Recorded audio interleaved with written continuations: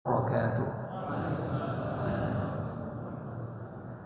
Innal hamdalillah nahmaduhu wa nasta'inuhu wa nastaghfiruh wa na'udzu billahi min shururi anfusina wa min sayyiati a'malina. Man yahdihillahu fala mudilla lahu wa man yudlil fala hadiya lahu. Wa asyhadu an la ilaha illallah wahdahu la syarika lahu wa asyhadu anna Muhammadan 'abduhu wa rasuluh. Allahumma salli wa sallim wa barik ala Muhammadin sallallahu alaihi wa ala alihi wa ashabihi wa man tabi'ahum bi ihsanin ila yaumiddin, amma ba'd. Puja dan puji syukur kita panjatkan kepada Allah Jalla wa Ala yang telah melimpahkan nikmat kepada kita.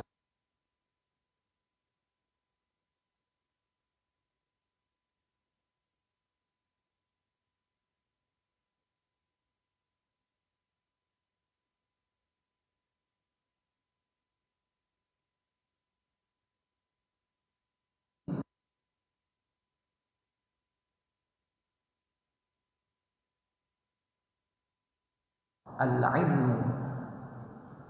Semoga Allah Jalla wa'ala memberikan kita ilmu yang bermanfaat untuk kehidupan kita, bermanfaat untuk kehidupan dunia dan kelak sampai di akhirat. Salawat dan salam semoga tetap terlimpah kepada junjungan kita baginda Nabi Muhammad sallallahu alaihi wasallam. Demikian pula untuk keluarga beliau, keturunan beliau, para sahabatnya dan seluruh pengikutnya hingga tegaknya hari kiamat. Bapak Ibu, saudara-saudari sekalian yang dirahmati Allah, malam ini kita akan memasuki bab yang keempat dalam kitab Riyadhus Shalihin, yakni tentang as-sidqu. As-sidqu yaitu kejujuran. As-sidqu bisa diartikan pula dengan kebenaran. Benar, jujur. Orang yang jujur berarti dia berada pada jalan yang benar. Salah satu bagian dari kebenaran itu adalah jujur. Jujur dalam apa? Ruang lingkup kejujuran itu adalah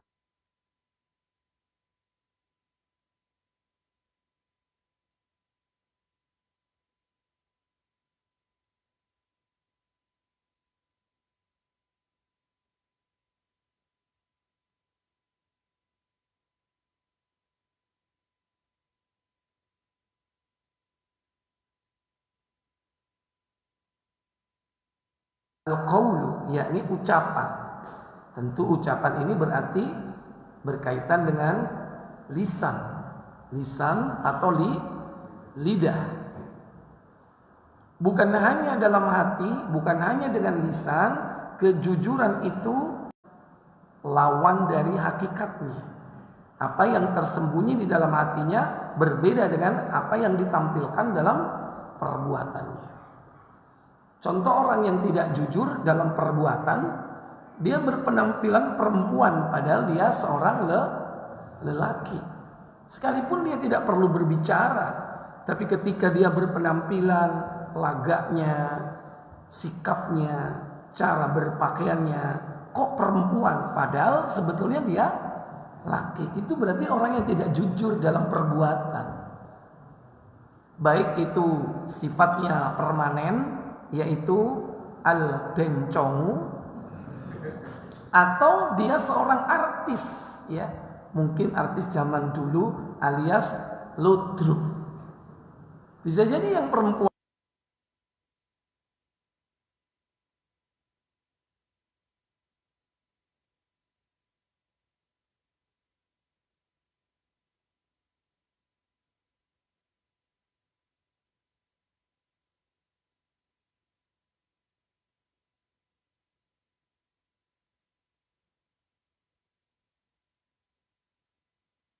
aspek ucapan. Kalau hati itu aspeknya hati, kemudian lisan, kemudian anggota tubuh. Hati itu adalah keyakinan, i'tiqad, keimanan. Kemudian lisan yaitu apa? Ucapan. Kemudian anggota tubuh itu apa? Perbuatan. Ya. Dalam bab ini muallif, yakni Imam An-Nawawi, mencantumkan pertama yaitu surah At-Taubah ayat 119. Surat 9 yaitu ayat 119. Allah Jalla wa Ala berfirman dalam ayat tersebut, Ya ayyuhalladzina amanu taqullaha wa kunu ma'as shadiqin. Apa kata Allah? Hai orang-orang yang beriman, bertakwalah kepada Allah dan hendaklah kamu bersama orang-orang yang benar. Ya ayyuhalladzina amanu, wahai orang-orang yang beriman, ittaqullah, bertakwalah kalian kepada Allah, wa kunu ma'as shadiqin, dan jadilah kalian orang-orang yang bersama dengan orang-orang yang siddiq, yaitu orang-orang yang benar. Benar ucapannya, benar imannya, benar perbuatannya. Berarti dia jujur. Kemudian selanjutnya yaitu dalam surah Al-Ahzab, surah yang ke-33. Di situ disebutkan ada kriteria orang-orang yang mendapatkan keutamaan dengan sifat-sifat yang dimilikinya. Itu pada ayat yang ke-35 Allah Jalla wa Ala berfirman dalam ayat tersebut, Innal muslimina wal muslimati wal mu'minina wal mu'minat wal qanitina wal qanitati was sadiqina was sadiqat was sadiqati was sabirina was sabirat wal khashi'ina wal khashi'ati wal mutasaddiqina wal mutasaddiqat wal mutasaddiqati was saimina was saimat was saimati wal hafizina furujahum wal hafizat wal dzakirina Allah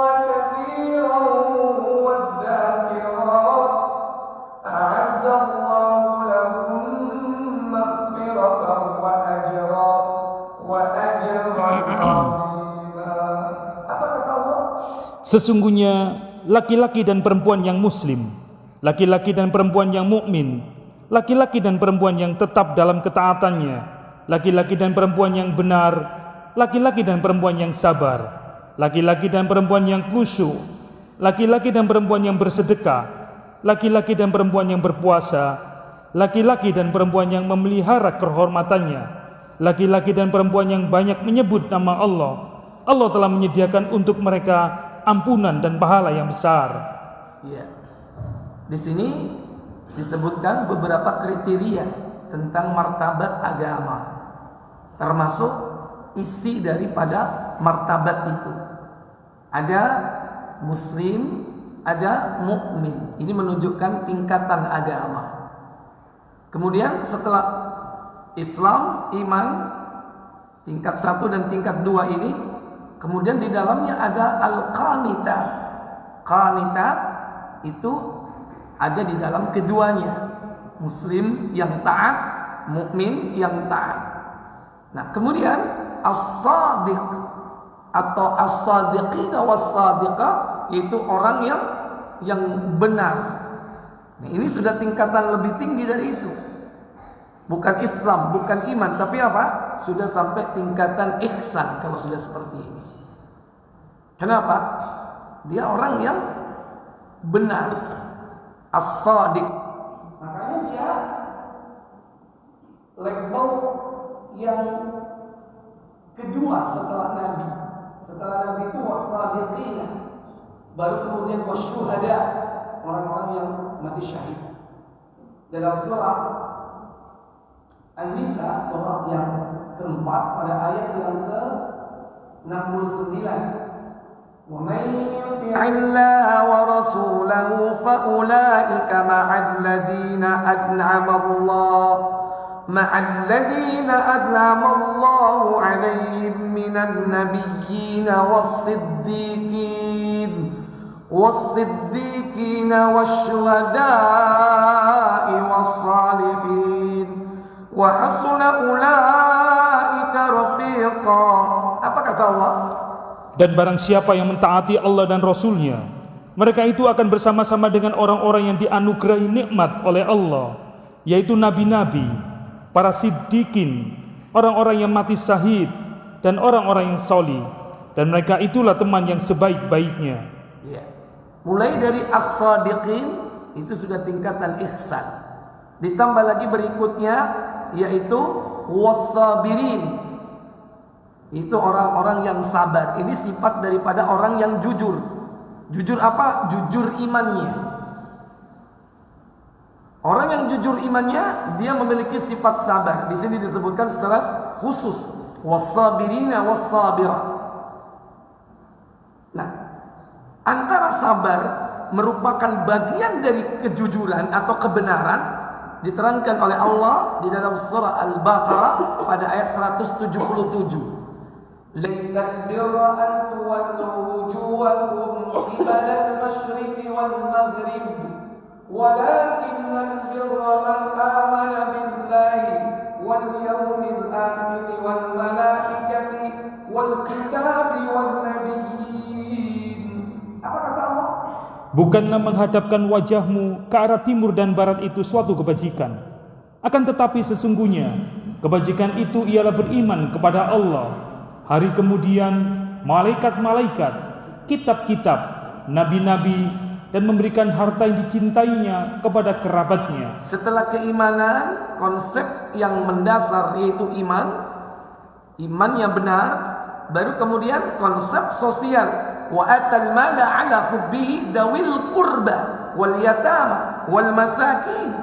Kemudian wa banis sabili was sa'ili dan wafir riqab. Inilah konsep sosial.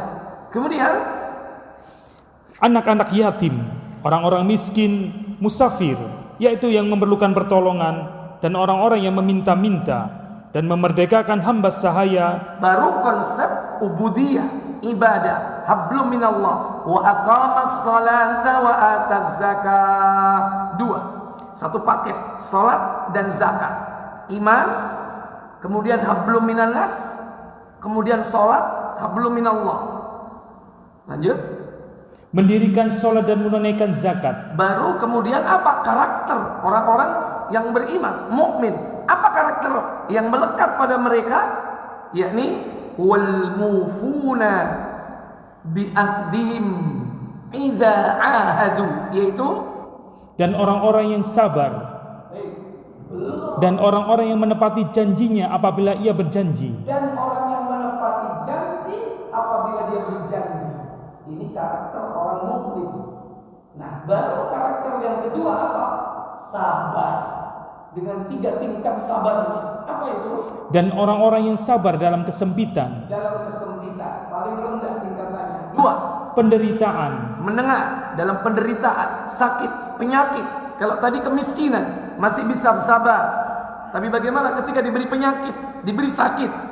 Apakah masih tetap bisa sabar? Tatkala sebagaimana dia diberikan kemiskinan, kemelaratan, apalagi sampai tingkat berikutnya tertinggi, yaitu dan dalam peperangan. Ya, wahinal bas, yaitu puncak kesabaran, yaitu ketika dalam kondisi perang.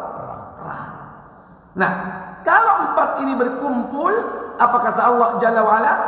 Ulaikal ladzina shadaqu. Apa itu? Mereka itulah orang-orang yang benar imannya. Benar imannya.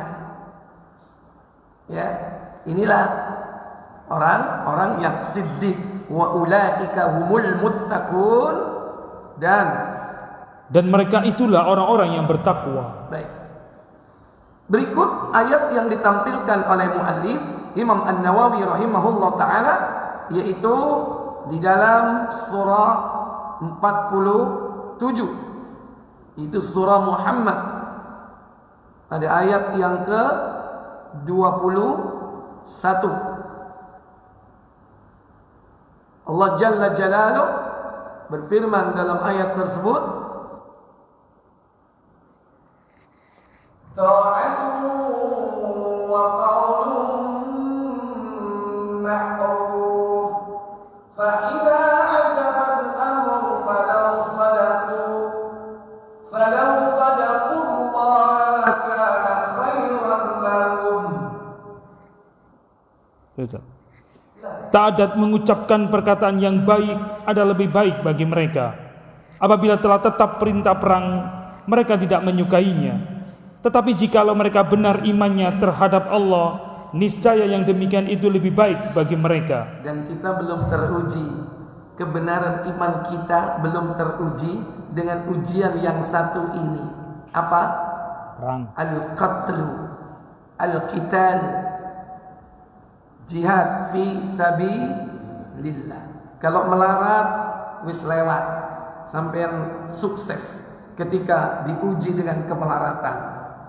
Alhamdulillah sekarang sudah terbiasa.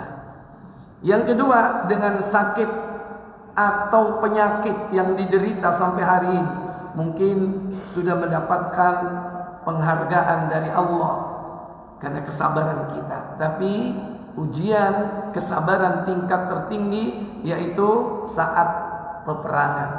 Makanya dalam ayat ini ta'atun, taat, wa qaulun ma'ruf, mengucapkan perkataan yang ma'ruf.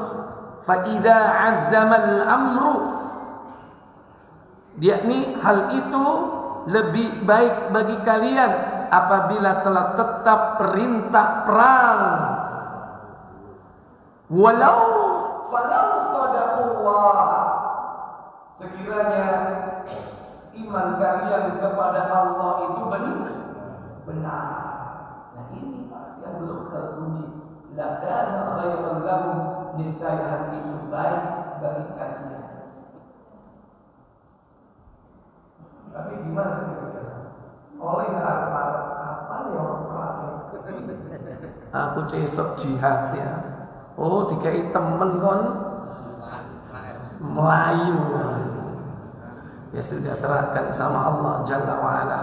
Tapi yang penting setiap mukmin wajib punya niat dalam hatinya untuk berjihad fi sabilillah. Wajib punya niat berjihad.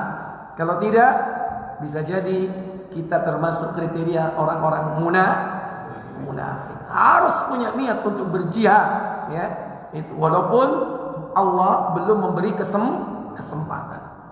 Nah, cuman harus belajar ilmu tentang itu. Jangan ngawur. Nanti bisa jadi salah kaprah nanti. Akhirnya ikut sing gak kena.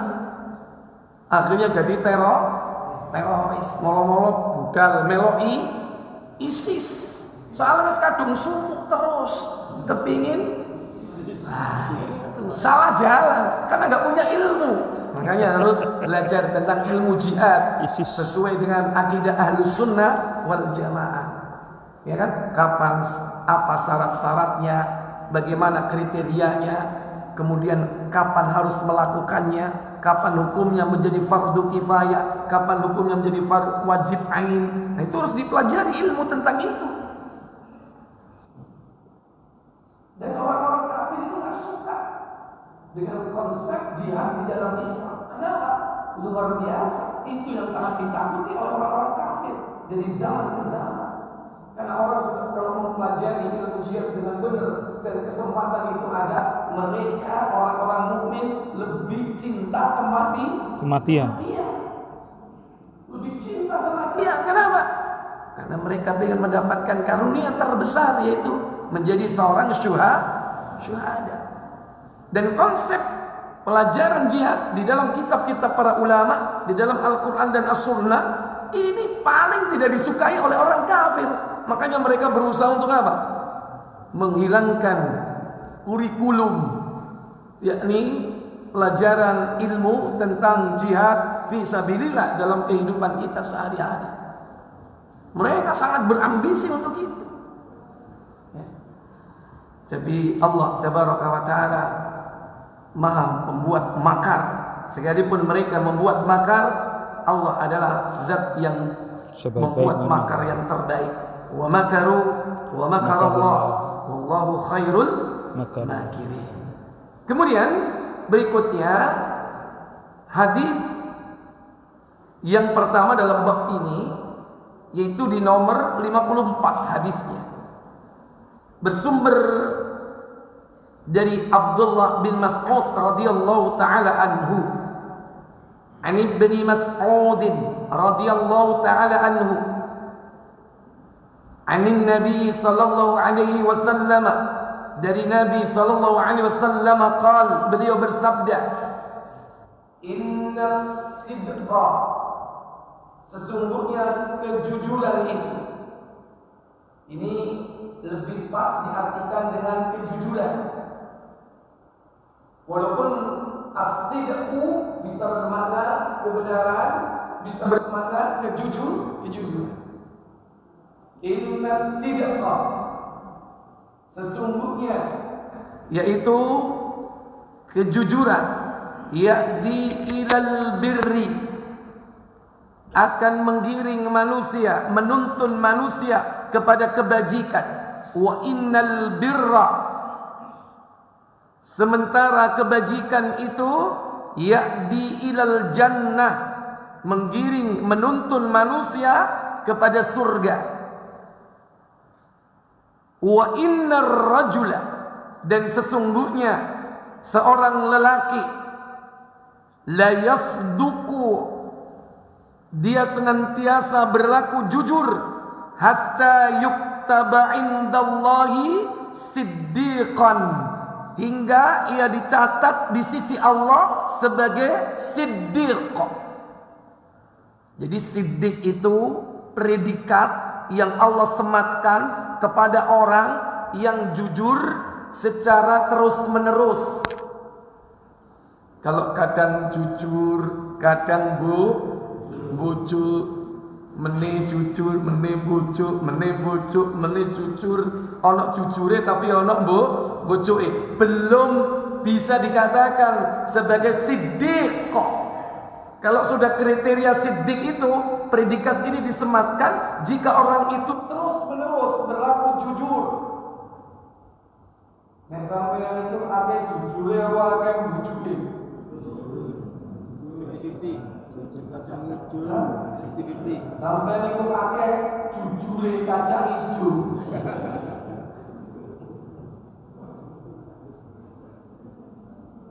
Ya. Kadang-kadang kita ini ya banyak bohong, dan kebohongan itu tidak terasa karena udah biasa. Sama anak bohong, terutama sama keluarga Pak, yang sering Pak. Selain anak siapa Pak? Istri. Sampai berarti sering bujui nih sampai. Ya. Sama siapa? Kadang sama orang tua.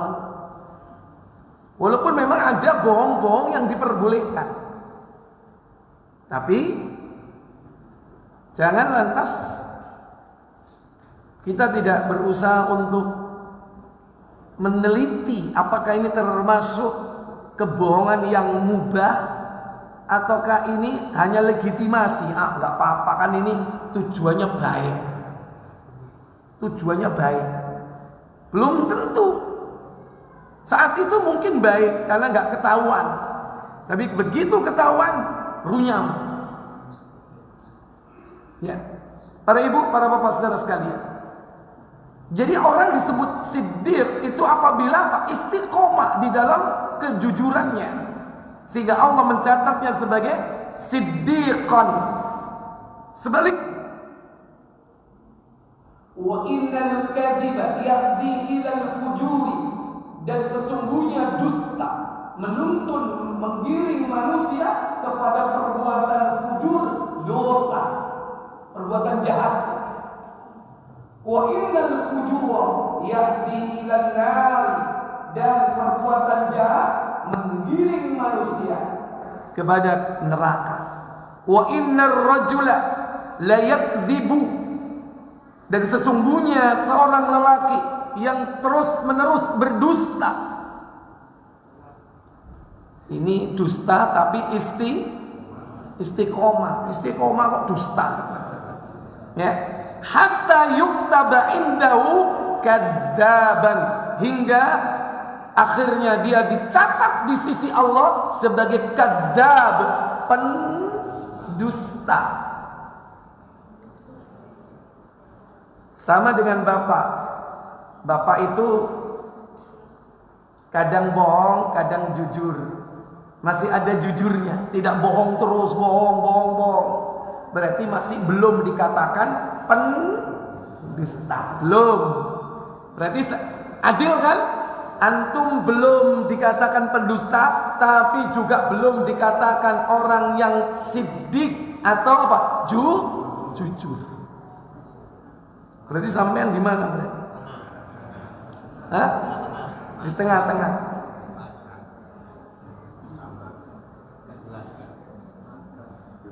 Berarti antum masih subhat, berarti.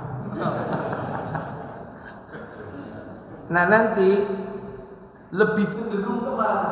Semakin mendekati kematian kita, ini lebih cenderung kemana? Lebih cenderung jujurnya apa dustanya? Ini yang bahaya. Kenapa? Orang yang dusta, semakin hari semakin banyak berdusta, sampai dia dijuluki pendusta, itu siap malaikat mungkar nakir akan mengadabnya. Apa adabnya orang yang pendusta? Apa? Diterangkan dalam riwayat hadis Bukhari, itu mulutnya, pipinya ditusuk dengan besi bengkok seperti pancing sampai tembus ke tengkuk, kemudian diikat, disatukan pipinya. Itu pendusta. Karena dia hidupnya senantiasa berdusta. Walaupun belum bisa dikatakan ya kita sebagai siddiq, paling tidak jangan sampai kita mendapatkan gelar kadzab, pendusta. Baik. Kemudian hadis yang kedua dari Abu Muhammad Al-Hasan bin Ali bin Abi Thalib. Ini cucu Nabi SAW. Kunyanya adalah Abu Muhammad. Siapa? Hasan bin Ali bin Abi Thalib. An Abi Muhammadin Al-Hasan bin Ali bin Abi Thalib radhiyallahu ta'ala anhuma. Semoga Allah meridhai keduanya. Qal, dia berkata, hafidtu min Rasulillah sallallahu alaihi wasallam. Aku menghafal dari Rasulullah sallallahu alaihi wasallam. Da' ma yaribuka ila ma la yaribuk. Tinggalkan apa yang meragukan dirimu menuju kepada apa yang tidak meragukan dirimu. Jadi kalau kita ragu-ragu, Pak, harus diwajibkan kita tinggalkan keraguan itu menuju kepada apa? Ketidakraguan atau keyakinan. Fa innas sidqa tuma'ninatun, karena sesungguhnya kejujuran itu membawa kepada tuma'nina, apa? Ketenangan. Wal kadhiba ribatun, sementara yakni kedustaan itu akan menyebabkan keraguan-raguan. Kemudian disebutkan dalam hadis ini qauluhu yaribuk, yang meragukanmu, yakni tidak lain utruk ma tashukku fi hillah, yakni tinggalkanlah, yakni apa saja yang menyebabkan timbulnya kesangsian atau keraguan-raguan. Contoh makan, kita lihat kok ragu-ragu ya, nggak jelas ini antara halal dan haram. Maka yang paling baik apa? Ditinggalkan, jangan sampai dimakan. Kalau sudah yakin ini apa? Oh, ini daging sapi. Terus yang masak siapa? Oh, yang masak kaji. Oh iya. Berarti ya yakin. Kemudian ditanya, ini apa ini? Ini daging. Daging apa? Embu. Sing masak sapa?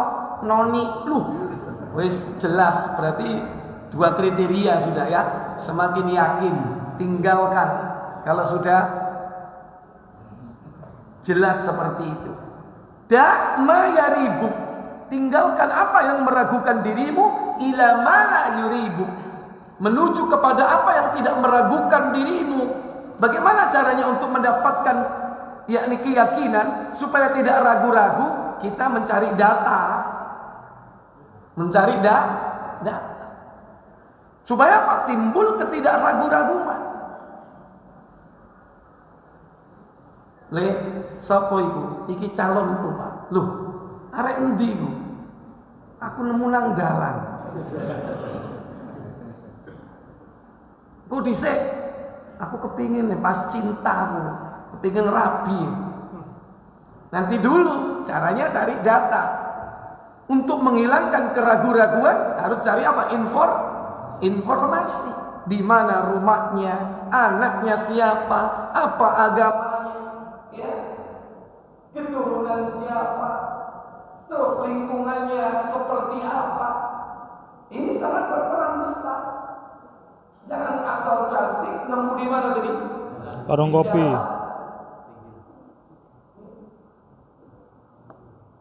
Jangan sampai seseorang itu ketika dia ragu, kemudian dia melakukan perbuatan yang mengakibatkan dia akan menyesal di kemudian hari. Kalau orang bilang tuku kucing dalam karung, ragu-ragu nggak? Ya, sebetulnya nggak boleh. Itu peribahasa yang salah. Beli kucing dalam karung. Sebetulnya kan nggak boleh beli kucing. Jual beli kucing boleh nggak? Nggak boleh. Itu peribahasa nggak ngerti hadis. Beli kucing dalam karung. Ngapain beli kucing? Ya nyari aja di sampah banyak. Ngapain dibeli? Lo jual beli lo nggak boleh. Baik antum sebagai penjual atau antum sebagai pembeli nggak boleh jual beli kucing. Kalau antum punya kucing banyak, gak usah didol kayak wong, ya kan? Kalau antum dikasih, diterima, tapi jangan mengganti harganya. Baik. Jadi ini hadis yang ke-55. Berikut as-salis an Abi Sufyan Sakhr bin Harb, dari Abu Sufyan bin Sakhr bin Harb radhiyallahu taala anhu, fi hadithihi at-tawil fi qissati Hirqal. Ini dari hadis yang panjang kemudian dinukil pendek berkaitan dengan kisah Heraklius. Heraklius ini raja Romawi Timur, ya, yang beragama Nasrani, yang dia menguasai negeri mana? Ya, bagian dari pemerintahan Romawi atau jajahan Romawi, ya, yang berada di negeri Syam, yang ketika itu Nabi SAW sudah mulai diperintah dakwah terang-terangan, dan sebagian dari sahabat beliau itu hijrah, mulai dari negeri Habasyah dan seterusnya. Nah, Abu Sufyan ini waktu itu belum masuk Islam. Ditanya, yakni oleh Heraklius. Qala Herakl, berkata Heraklius, "Famadha ya'murukum?" yakni an-nabiy sallallahu alaihi wasallam. Apa yang diperintahkan oleh orang yang mengaku sebagai nabi, yaitu Nabi Muhammad sallallahu alaihi wasallam. Faqala Abu Sufyan, dan Abu Sufyan berkata, qultu yaqul, aku mengatakan, dia bersabda, I'budullaha wahdahu la tusyriku bihi syai'a. Nabi memerintahkan, ini ucapan Abu Sufyan kepada Heraklius, sembahlah Allah saja, jangan kau menyekutukan Allah dengan sesuatu apapun. Watruku ma yaqulu aba'ukum, tinggalkan apa-apa yang menjadi pendapat, yakni nenek moyang kalian. Wa ya'muruna bis-shalati was-sidqi, dan diperintahkan kami untuk menegakkan salat dan juga menunaikan zakat, berbuat jujur atau berlaku benar. Wal afafi was-silah, dan juga menahan diri atau kehormatan dari yang diharamkan, serta menyambung silaturahmi, karib kekeluargaan. Muttafaqun alaih. Ini ucapan Abu Sufyan ketika ditanya oleh Heraklius, yang saat itu Abu Sufyan belum masuk Islam. Ternyata Heraklius ini membenarkan ucapan yang disebutkan oleh Nabi sallallahu alaihi wasallam. Dan semakin heranlah yakni Abu Sufyan terhadap keadaan Nabi kita Muhammad sallallahu alaihi wasallam. Ini bukan orang main-main ini. Heraklius, raja Romawi saja sampai gemetar melihat apa yang disampaikan oleh Nabi sallallahu alaihi wasallam. Sudah ada? Baik. Disebutkan di sini Allah perintahkan untuk mengabdi kepada Allah, tidak berbuat syirik. Kemudian meninggalkan ucapan nenek moyang, keyakinan nenek moyang. Kemudian diperintahkan menegakkan sholat dan berlaku jujur, memelihara diri dan menyambung tali silaturahmi. Kemudian berikut yang ke-57. Hadis yang keempat dari bab ini, Ar-Rabi' an Abi Thabit, dari Abu Thabit. Wakila, dalam suatu riwayat lain disebutkan, yakni Abi Sa'idin, dari Abu Sa'id. Wakila, dalam riwayat yang lain disebutkan juga, yakni Abil Walid, dari Abu Walid, yaitu Sahl bin Hunayf, orang yang bernama Sahal bin Hunayf. Wa huwa Badriyun, dia adalah salah seorang di antara ahli Badar, yaitu yang ikut perang Badar. Yang Nabi mengatakan, mereka yang ikut perang Badar sudah terserah, apapun yang kau lakukan terserah. Ini jaminan dari Allah Jalla wa'ala dan dari Nabi. Artinya orang yang ikut perang Badar itu dijamin surga. Artinya kau berbuat apa-apa, kalau bahasa kita, wis karpu. Tapi memang orang-orang ahli Badar ini orang-orang pilihan yang dia nggak sembarangan. Artinya sekalipun ada kalimat wis bakarmu banjungkir bamalik, kalau bahasa kita, mereka tetap menjaga keimanan dan ketakwaannya sampai mati. Karena memang ahli Badar ini dipilih oleh Allah. Orang yang sudah dipilih menjadi ahli surga, hidupnya akan berperilaku seperti yakni para penghuni surga. Ahli surga itu ditetapkan oleh Allah, hidupnya pun diakhiri dengan amalan ahli surga. Kemudian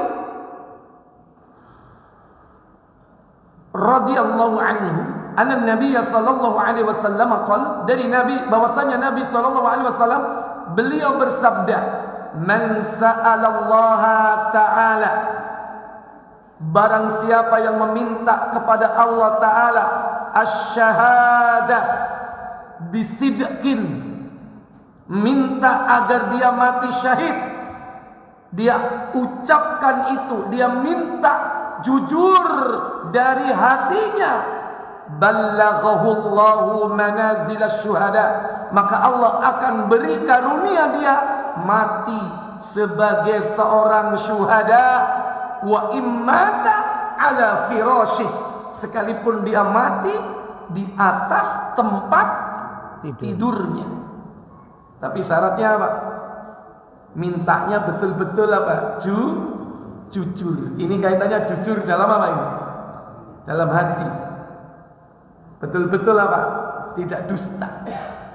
Bukan hanya membangun pencitraan, bahwa dia pengen mati syahid, gak gelem kalah. Aku yang pengen mati syahid ya. Iki mumpung ono reuni. Aku tak juga ya. Takut kalau tidak dikatakan sebagai mujahid. Saya pengen mati syahid. Nah, maksudnya begitu contohnya. Nah, orang yang berharap pengen mati syahid betul-betul jujur dalam hatinya, sekalipun tidak nampak dari perbuatannya bahwa dia hendak melakukan jihad, tapi karena suatu hal sehingga dia tidak bisa merealisasikan keinginannya itu, dia hanya meminta kepada Allah, ya Allah, kami pengen mati syahid ya Allah. Bahkan kalau perlu bukan hanya minta, tapi apa?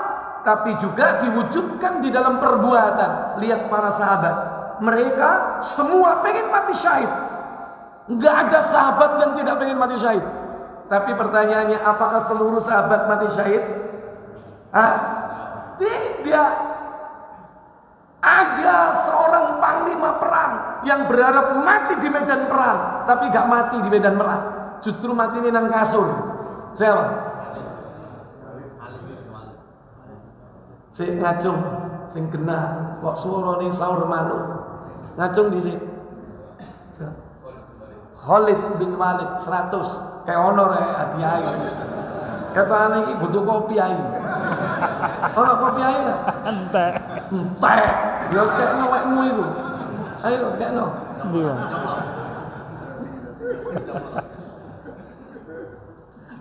Ya. Khalid bin Walid, panglima perang yang disebut dengan siapa dia? Saifullah, yaitu pedang Allah. Walaupun dulu dia kafir, padahal dulu sempat memerangi orang-orang beriman pada saat perang apa? Dia ini apa? Komandan kavaleri, ahli berkuda, luar biasa. Itu berkudanya Khalid bin Walid itu, Pak, itu pegang pedang, itu kanan kiri. Naik jarak, numpak jarak, pedang itu kanan kiri, iso mateni kanan kiri. Ya, sampean iso enggak? Paling ladenge iso dapur iku ya. Iku pun kudanya paling jarang kepang ya. Ini kuda beneran ahli perang ini, Khalid bin Walid. Dan mereka banyak, dan beliau banyak memimpin peperangan dalam Islam. Mulai zaman Abu Bakar, perang Yamamah, perang melawan nabi palsu. Siapa? Musailamah al-Kadzab, itu dipimpin Khalid bin Walid. Sampai di zaman Umar bin Khattab, di zaman Utsman bin Affan. Tapi gak mati-mati. Walaupun kalau dibuka tubuhnya ini penuh dengan apa? Sayatan, bacokan pedang. Sampean petal titik aisin. Ya, Petal titik ae isin ngono arep tahallul gak gelem halak dintekno. Ya kan? Hanya jaim gara-gara ketok nek sirahe pating pecotot. Malu padahal untuk ibadah tidak mau dibersihkan sampai tahallul bersih hanya karena malu di hadapan manusia. Gitu malu.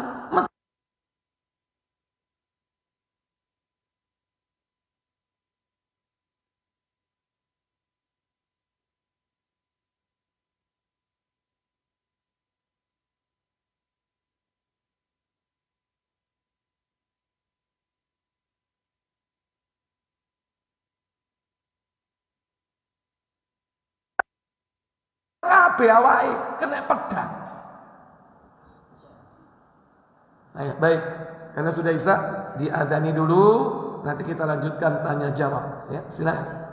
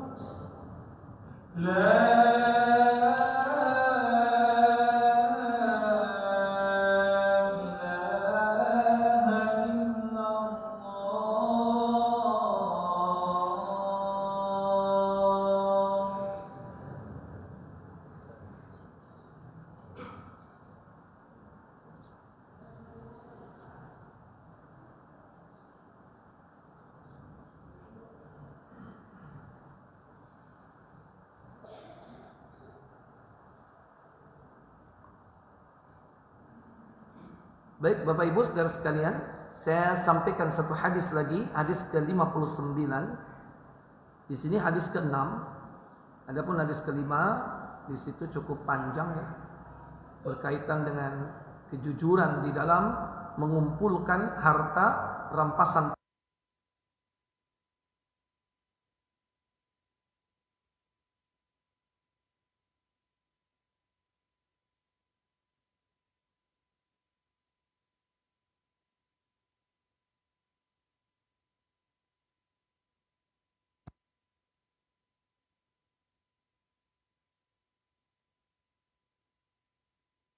Sallallahu alaihi wasallam, Rasul sallallahu alaihi wasallam bersabda, al-bayyi'ani bil khiyari, dua orang yang sedang berjual beli, keduanya terdapat dua pilihan.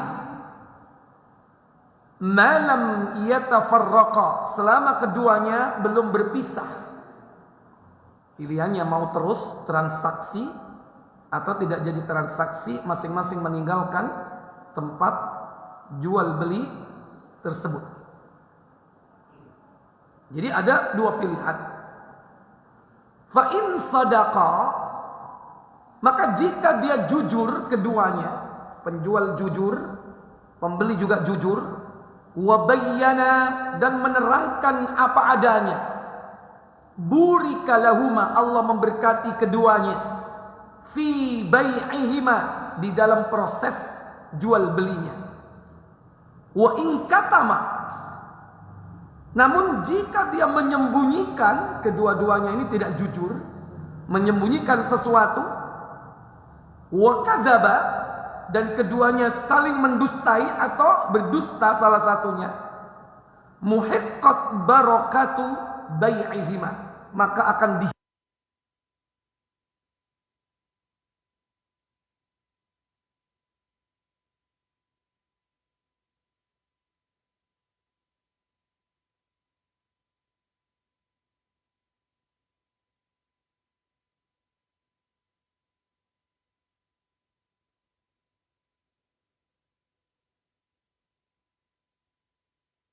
tidak bohong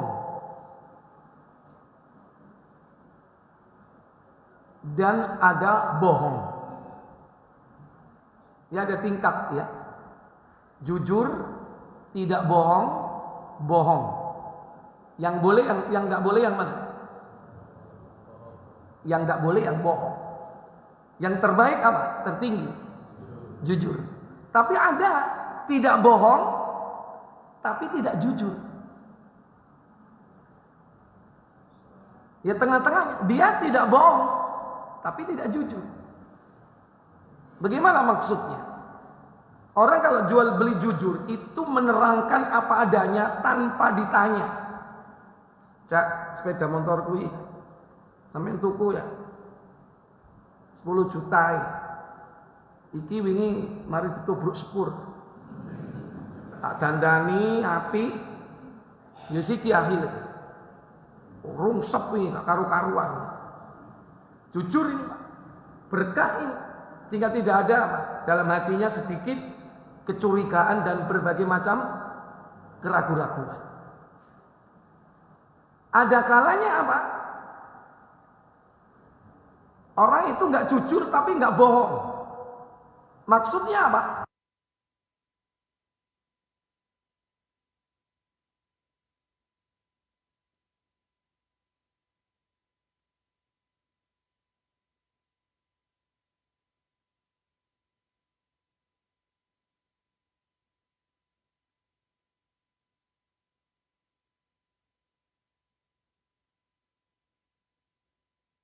Ketika ditanya, dia baru apa? Jawab tidak bohong. Iki kok aneh kok, aku gawe kok selir ya.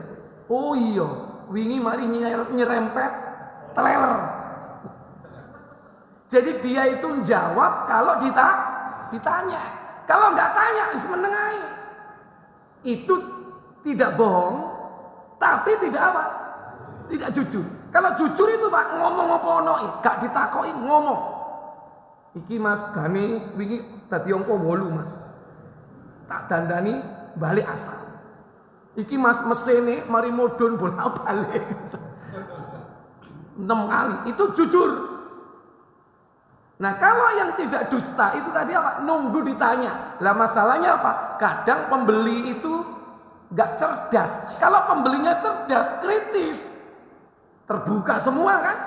Tapi kalau orang pembelinya gak cerdas, kena gak dia? Kena. Sampeyan dol piro iki, Cak? 10. Wis delok apa barange. Sampeyan delok dhewe, cek-cek kena ya. Nah sing tuku wong gak kritis. Saya tidak mengatakan wong goblok ya kan, tapi gak kritis ya kan. Kena dia.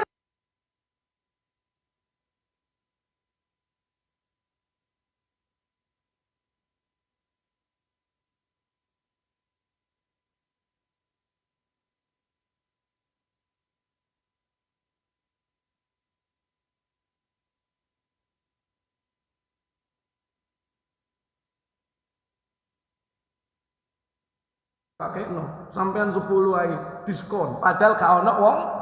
Nah, itu pembohong kalau seperti itu. Itu paling gak karu-karuan. Jadi ada kriteria di sini. Nah, antum itu biasanya yang mana, Pak? Jujur apa tidak bohong atau pembohong dalam jual beli? Halo.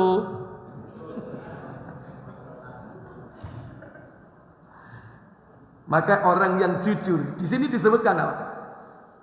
Yakni apa?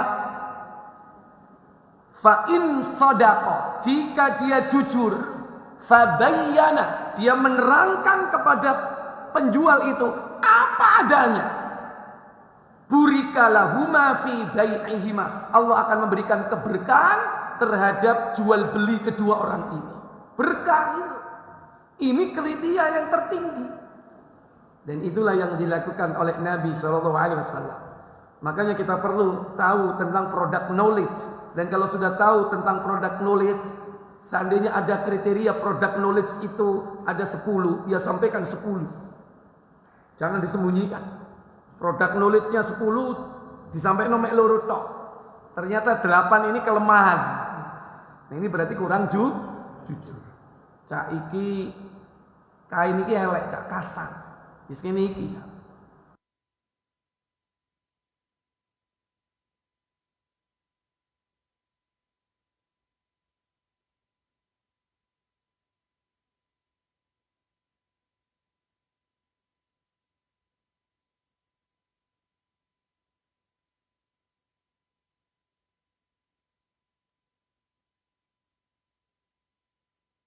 Sesuatu sampai di rumah ketokane gede bareng teko barangi. Sering enggak? Engkon tuku online. Ya, ketokane barangnya wapi bareng teko belge. Nah, hati-hati.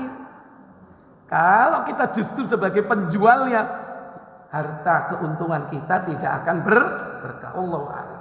Baik, sebelum saya tutup, mungkin ada pertanyaan, silakan.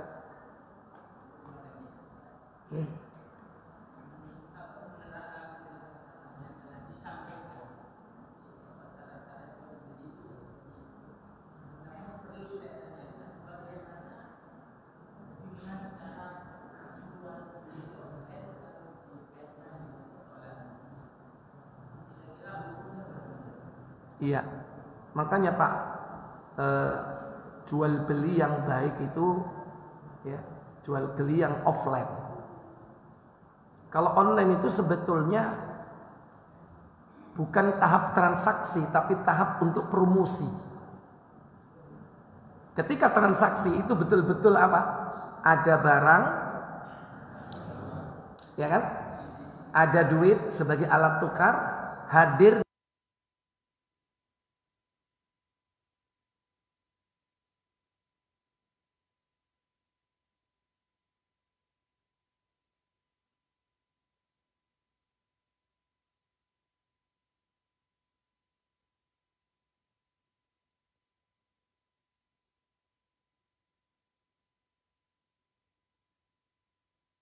sudah semakin maju. Sekarang sistem online Sebetulnya online itu membantu untuk mempromosikan produknya saja. Kalau sudah kita yakin promosi, kita datangi. Kita datang ke tempatnya, oh iya saya yakin. Nah, berarti apa? Kita jual. Kecuali sebagian ulama membolehkan kalau memang sudah renewal. Renewal itu jual beli kesekian berikutnya, ya kan? Karena kita udah tahu produknya standar, produknya pakem, kita sudah percaya, punya trust kepada orang ini, sang produsen, dan dia juga yakin sama kita, duit gak kira telat, ya. Nah itu mungkin masih bisa ditolerir. Gitu. Tapi yang umumnya terjadi itu sebagai salah satu celah oleh orang-orang yang kurang memahami syariat muamalah, yaitu untuk melakukan kezoliman, mengambil yakni hak orang lain yang asalnya KW1 yang dikasihkan KW berapa? KW3. Tentu harganya udah beda, ya kan? Yang ditampilkan KW1 wapi, sing dikirim KW16. 16 itu bukan 16 apa? 16 maksudnya. Jadi yang terakhir berarti kan? Iya. Nah itu. Kalau orang nggak mengerti konsep jual beli dalam Islam itu sistemnya ta'awun.